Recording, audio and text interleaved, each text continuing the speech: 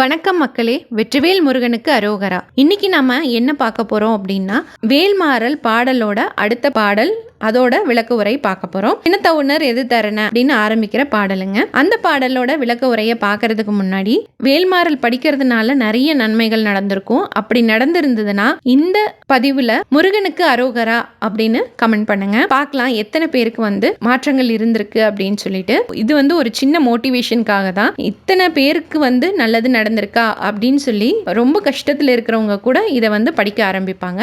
அதுக்காக மட்டும்தான் இந்த பாடலை ஃபர்ஸ்ட் ஒரு டைம் பார்த்துடலாம். அதுக்கப்புறமா நம்ம விளக்க உரையை பார்த்துடலாங்க. சினத்தவுணர் எதிர்த்தரன களத்தில் வெகு குறைத்தலைகள் திருத்த எயிறு கடித்து விழித்தளர மோதும். சினத்தவுணர் அப்படின்னா கோபத்தை உடைய அசுரர்கள் எதிர்த்தரன களத்தில் போர் செய்த யுத்த களத்தில் வெகு குறைத்தலைகள் உடலில் இருந்து அறுக்கப்பட்ட அளவற்ற தலைகள் சிரித்து நாம் எப்படியெல்லாம் இருந்தோம், இப்போது இந்த நிலைக்கு வந்துவிட்டோமே என்று வருந்தி தமக்கு தாமே சிரித்து கொண்டு எயிறு கடித்து பற்களை நரநர என கடித்துக்கொண்டு விழித்து கண்களை உருட்டி உருட்டி பார்த்து அலற மோதும். வாய்விட்டு அலரும்படி நின்ற அசுரர்களை தாக்குமாம் முருகனின் வேல். இதுதாங்க இந்த பாடலோட விளக்கம். இதை நான் சுருக்கமா சொல்றேன். இப்போ அசுரர்கள் யுத்த காலத்துல தலையை வெட்டப்பட்ட நிலையில கிடக்கிற போது மற்ற அசுரர்கள் அவங்கள பார்த்து பயந்து, பயத்திலேயே ஒரு சிரிப்பும் வருது. நாம எப்படியெல்லாம் வாழ்ந்தோம், ஆனா இப்போ இந்த நிலைமைக்கு வந்துட்டோமே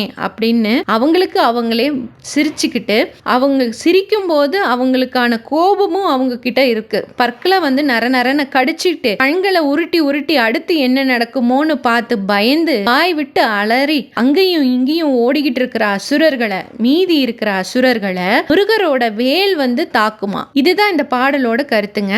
இதை நம்ம வாழ்க்கையோட ஒப்பிட்டு பார்க்கும்போது கோபமும் அகம்பாவமும் மனுஷனோட குணத்துல அசுரனாக மாத்துது. ஆனா முருகனோட வேல் என்ன செய்யுதுன்னு பாத்தீங்கன்னா, அது அந்த கோபத்தையும் அகம்பாவத்தையும் மனுஷனை அசுரனா மாத்தக்கூடிய அந்த கெட்ட குணங்களை அழிச்சு ஒரு நல்ல வழிக்கு நம்மளை கொண்டு போகிறது தான் வேலோட வேலைங்க. நம்ம ஒரு விஷயத்த நம்ம செய்ய ஆரம்பிச்சிட்டோம், நம்ம கிட்ட முருகர் வந்துட்டாரு, நம்மளை காப்பாத்துறாரு அப்படின்னா நம்ம கிட்ட இருக்கிற கெட்ட குணங்கள் எல்லாம் நம்ம விட்டு தன்னால போயிடுங்க. அதுதான் நம்மளுக்கு நம்ம கிட்ட முருகர் வந்துட்டாரு அப்படிங்கிறதுக்கான அறிகுறியா இருக்கும். இன்னைக்கு இந்த பதிவு உங்க எல்லாருக்கும் பிடிச்சிருக்கும்னு நினைக்கிறேன். பிடிச்சிருந்தா லைக் பண்ணுங்க.